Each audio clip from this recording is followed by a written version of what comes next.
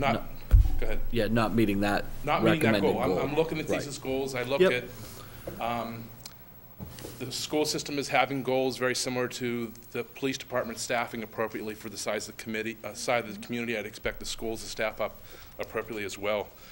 The question is, how are the other schools looking, the Little and the Hood? And then I want to take that up to the next level, obviously the middle school and high school. What are your goals from an average class size? And you mentioned the classes were, 30 and going over 30 and extremely going over 30, it sounds like, at the high school level. Where are the goals for quality education? Well, why don't we start with the elementary school, Yeah. and maybe you guys can comment on the class sizes at your individual schools, and then answer Bob's other question, okay? Just offhand, a rough estimate is fine at the elementary level. My rough average would be 23 per class. 20, right now, okay. I have 6 classes that are fall into that category, 3 at grade 2 and 3 at grade 5. Okay, that are above your current goals. Okay. And then what are the goals at the middle school level? We'd be much more comfortable with 23 to 25. We'd probably want to cap at 25 and let that be the top. And then what percentage of your classes are right now above 25? Well over 50%. Okay. How about at the high school level? The high school, generally speaking, 25 would be optimum. Okay. But that, I would qualify a restriction on science laboratories and maybe computer I labs understand. because Okay. of the availability of Okay, so what resources. percentage are outside a goal? I have 36 sections right now, that is of the number of classes that are offered at the high school, of which there are a couple of hundred, or well over a couple of hundred, probably about 260. There are 36 that are at or above 30 in that section's enrollment. Okay, so, And then there are a large number that are above 25, too. Okay. But we use the number 30 right now as saying that that's, a highly unacceptable number to us at the high school. okay, so looks like you're 15% above your maximum of 30 and potentially a lot At or higher above, than that yes. if you were looking at it at 25. Correct. Okay. Health, I'm confused, and I've been paying a little bit of attention to it along the way. It sounds like we're looking to restore a grade 9 health class. My question is, what do we offer in grade 10, 11, and 12, and then what do we offer in grades 6, 7, and 8?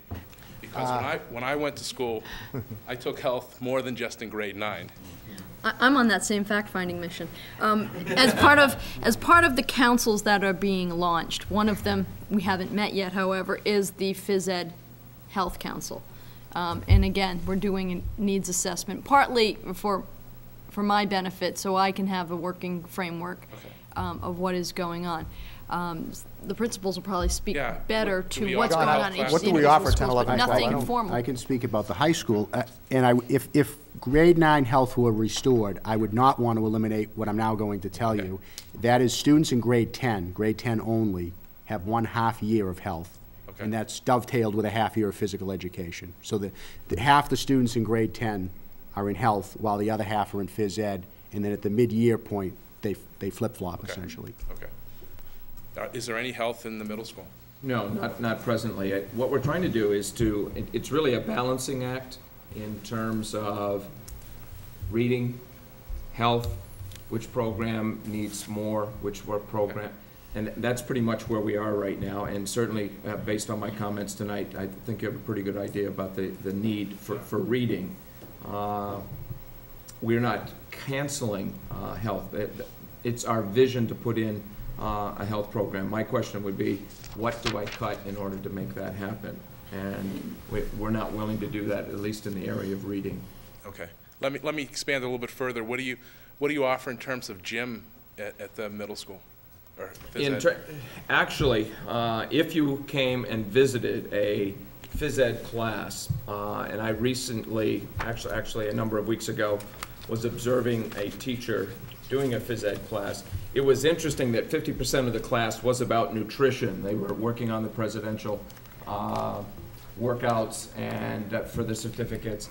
And the conversation about, if you want to work this part of your body, this is the exercise that you may want to do. If you're really concerned about this, here's some really good foods to eat. I thought I was in a health class. Okay. And that was a smattering that was done. So do not get the idea that phys ed is just gym.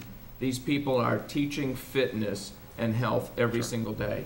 How much time, Dick, does each student have in a week in gym or health class? 6th graders get gym twice a week, which is approximately, well, we'll round off to 50 minutes. It's 100 minutes a week.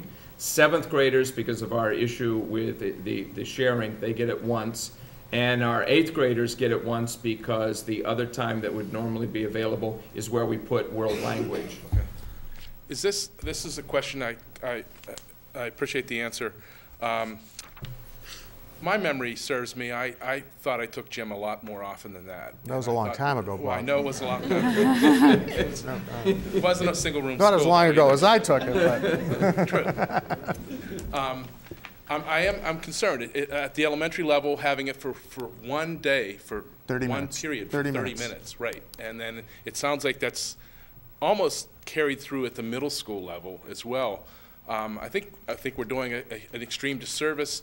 How do we compare to other schools? What is the state recommendation in terms of a goal in that area?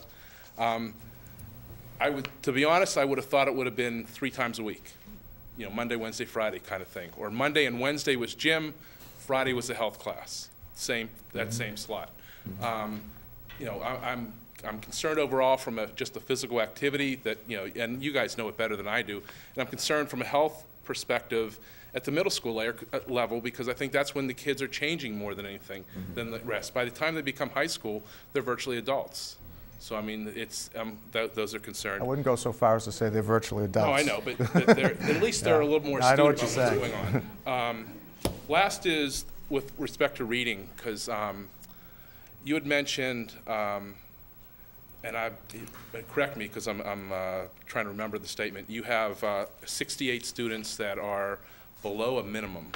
Well, I said there were 2 services that we provided. One was remedial for those kids who were reading below grade average, and the second service are for kids that do read but have, in other words, they read but they do not understand. So that's a comprehension. So that total number for both services is 68. Okay. And if I'm using the correct numbers, that's 13% of your population, or Actually, it's 12. okay. And is that concerning? Is that percentage correct for that overall population? Well, I think it's high for, we are below the national norm. I read something recently that less than 1 out of 3 students in 4th grade read at 4th grade level. We are well above that average, because that pushes that close to 30%. We are in much better shape there, but I am not satisfied with 12% at all. If a child is not reading at grade level, certainly by 4th, 5th, and 6th grade, I think their academic careers are very, very different and challenged. Okay, I agree. I mean, these questions are basically in support of expanding your staff to Appreciate it. In that, right now, that's a budget priority of the school committee, is to expand the physical education and the health education curriculum. Sure. And in addition, I mean, I'm not going to second guess where you need teachers and paraprofessionals, but if you have 50% of your classes are exceeding your own goals, then you either need to revisit your goals, or we need to ante up and make that happen. Yeah. Okay. Thanks. Thank you. One.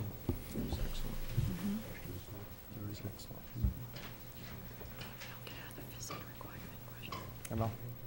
Mel Webster. Just a quick question. It's probably for the superintendent or for the school committee. It's a simple question, but probably not a simple answer. Big picture question. How do you classify where the school system sits today? You know, not trying to throw out scare tactics. Are we like the cartoon characters who are running across the wooden bridge and the slats are coming out behind us? Are we on a rope that has 3 threads left and 2 of them are about to break? I think when you have 10% population increase and no staff increase over 3 years, and you're still doing what you're doing, I think a number of issues develop. Morale issues with teachers and administrators, overcrowding. So if you could classify where, or qualify where you think we are as a school system, I'd appreciate it. David, without alarming people, can you do that? Yeah, I'll try. You know, any forum that I have, I will say the North Reading Public Schools is one of the best school systems that I know about, and I know that everyone here will agree with me on that. But when it comes to specifically answering the question, we don't have always the data to support that. So we'll promote MCAS, and so you'll hear me always talking about how wonderful our students do on MCAS, because that data is there, and certainly we should be pleased about that. But that's not what makes up, obviously, a quality education. And I think you've heard tonight from the principals and directors and other administrators, their concerns. And that's what we're trying to convey to everyone. It's more than MCAS. It's clearly the kinds of experiences that you give to a child every single day, whether it's in a core academic subject area or whether you're taking a child and laying the foundation for something that they're going to do in the future. It is increasingly more difficult and in some cases impossible to be able to say that we have a great school system and that all of our children in the long run are going to be the beneficiaries. They're going to lose in the end. And so am I concerned? Yes. Is it difficult to get before a community and to express those concerns? Yes, because every day these people and the 170 plus teachers and paraprofessionals and custodians and secretaries and everyone who works in our school system certainly want to come to school feeling and come to work feeling that they have, it's a great job. And therefore we need to continue to work to make sure that we keep that morale up. So.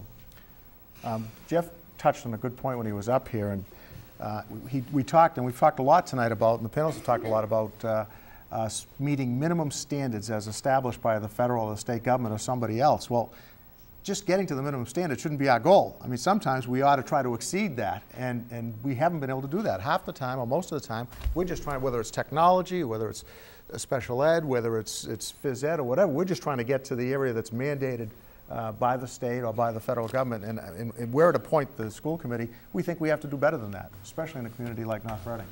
So we'll stay as long as people have questions. Anybody else or comments? Trish? Can I ask one question from you? Sure. Nobody else wants to get up. And it's just, it's a question of timeline.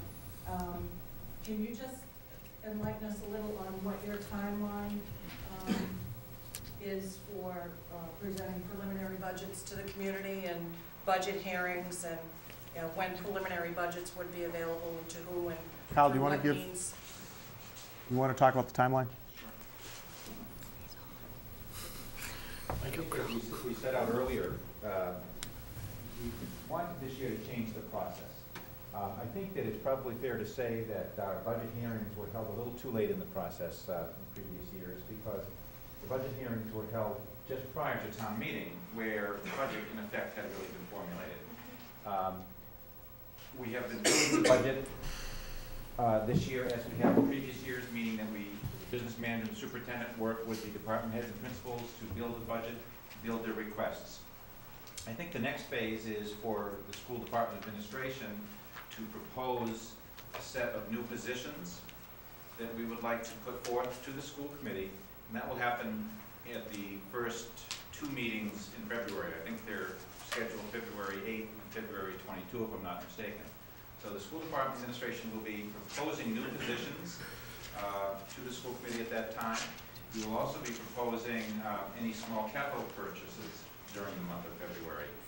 I believe we're scheduled to have the school committee take a position on the budget in late February, early March, and there will also be scheduled additional budget workshops, I believe, for more community input and feedback from the community. So February is the key month.